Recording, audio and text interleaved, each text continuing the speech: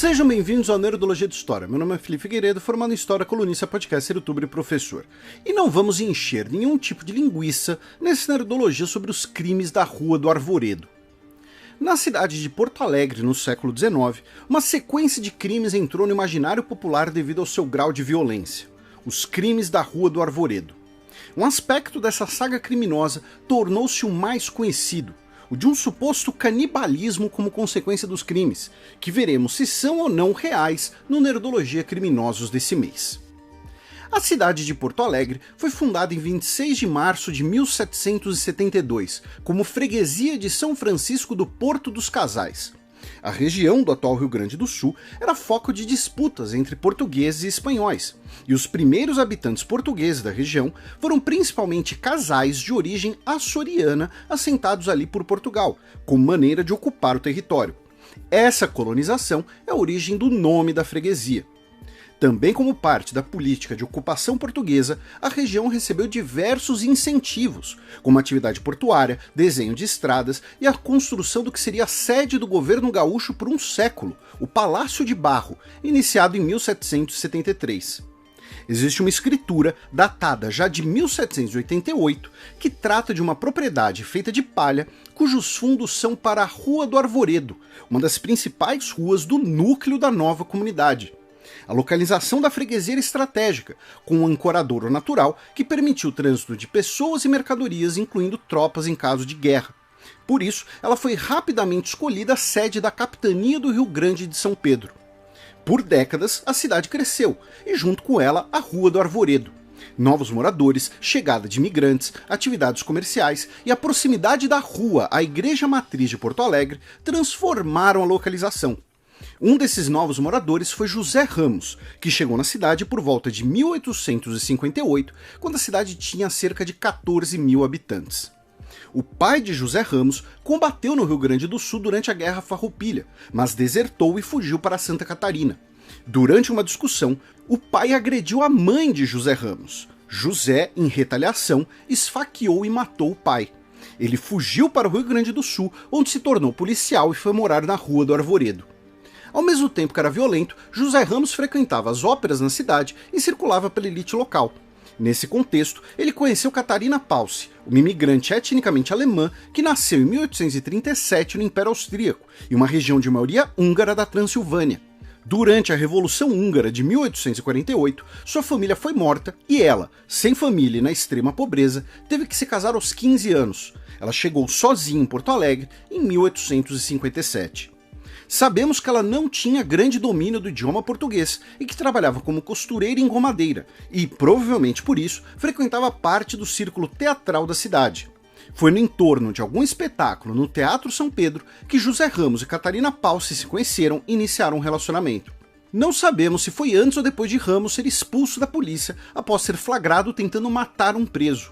Mesmo expulso, ele tornou-se um informante, alguém que era remunerado para colaborar extraoficialmente com a polícia.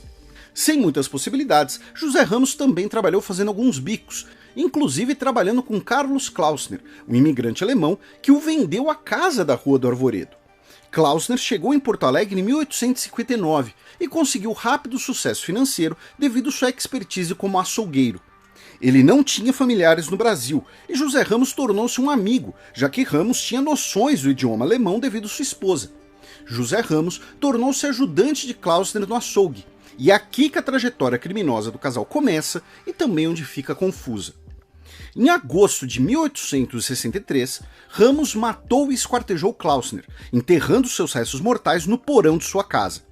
José disse para os clientes que o açougueiro decidiu se mudar para Montevidéu e o teria vendido a casa e o açougue, forjando um recibo de venda. 3 dias depois, Ramos desistiu de manter o açougue e vendeu a construção e todas as ferramentas. Por meses, o casal viveu com certo luxo, graças ao dinheiro do crime. Teriam inclusive alugado um camarote no teatro para assistirem às óperas. O dinheiro, entretanto, estava chegando ao fim, e Ramos decidiu por uma nova vítima do mesmo perfil. Um imigrante com posses e sem família. No caso, o comerciante português Januário Martins Ramos da Silva, dono de uma mercearia. Sob o pretexto de um jantar, no dia 15 de abril de 1864, Januário foi atraído para a casa do casal, onde foi assassinado. Ramos também matou um adolescente que trabalhava para Januário, o caixeiro viajante José Inácio de Souza Ávila, que foi uma testemunha incidental do encontro. José Ramos também matou o cachorro do comerciante, que teria ficado 2 dias latindo na frente de sua casa. O desaparecimento do comerciante e de seu funcionário alertaram as autoridades, e o delegado Dario Rafael Calado interrogou José Ramos. Não satisfeito com as respostas, ele ordenou a revista da residência. A polícia encontrou os restos mortais do açougueiro no porão e os do comerciante, seu funcionário e do cachorro no quintal da casa, além de 40 mil réis.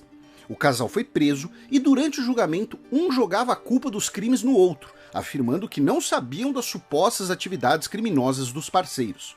A delegacia de Porto Alegre quase foi invadida por uma multidão desejando linchar o casal. José Ramos foi condenado à morte e teve sua pena comutada por Pedro II para prisão perpétua. Catarina Pause foi condenada como cúmplice e ficou presa por 13 anos. Ela morreu de frio na rua em 1891. Ele morreu na prisão 2 anos depois. E você pode estar se perguntando, mas eu já ouvi que essa história envolve linguiças feitas de carne humana e aquela coisa do canibalismo. Anos depois dos crimes, Catarina se converteu a um grupo protestante alemão, os Muckers. Como parte dessa conversão, ela teria se arrependido de todos os seus crimes e decidido escrever um diário relatando eles.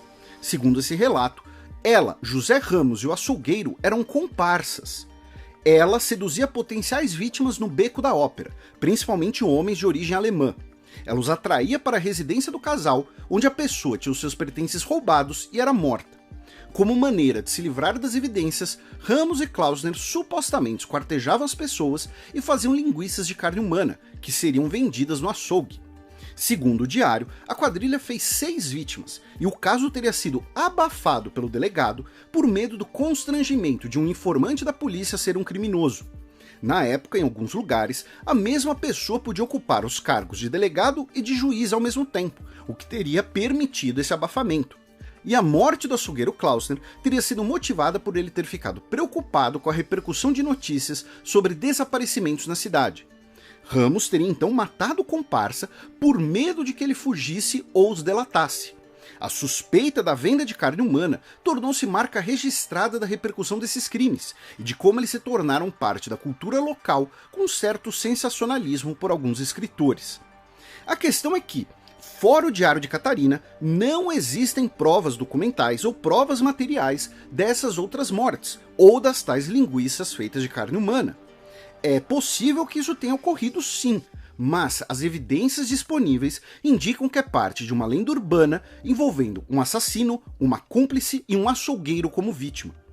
Para a historiadora Sandra Pesavento, a lenda urbana ganhou muita força graças ao rápido crescimento da cidade pouco depois dos crimes, devido à guerra com o Paraguai, e também pelo fato dessa história unir elementos presentes no cotidiano social de Porto Alegre, especialmente na época. Uma história macabra envolvendo imigrantes, o consumo de carne e o estereótipo de uma mulher que supostamente usou sua sexualidade para cometer crimes, estrangeira, que depois buscou se redimir. Hoje, a antiga Rua do Arvoredo é a Rua Coronel Fernando Machado, atrás da Catedral de Porto Alegre. E lembro que esse vídeo é um recorte, e claro que infelizmente muita coisa interessante ficou de fora, e fontes e sugestões estão aqui na descrição. Nos comentários do Nerdologia sobre o Antigo Império Persa, perguntaram qual a relação entre a cidade persa de Passárgada e a conhecida poesia de Manuel Bandeira. Segundo ele mesmo, foi apenas um nome que soava como um lugar fabuloso. Perguntaram se existiria alguma relação entre o povo dos Medos e o termo que se refere ao sentimento no idioma português. Não, a etimologia da palavra medo vem do latim, embora fobia, que vem do grego phobos, também seja usado para a construção de palavras. Finalmente, muitas pessoas comentaram citações bíblicas sobre os persas, especialmente sobre Ciro. Isso ocorre pois, segundo a tradição judaica, Ciro, ao implantar a política de tolerância religiosa, libertou os judeus na Babilônia e os autorizou a reconstruir o Templo de Jerusalém. Não se esqueçam de curtir e compartilhar o vídeo, assine o nosso canal para conhecer mais sobre crimes no Brasil e até a próxima!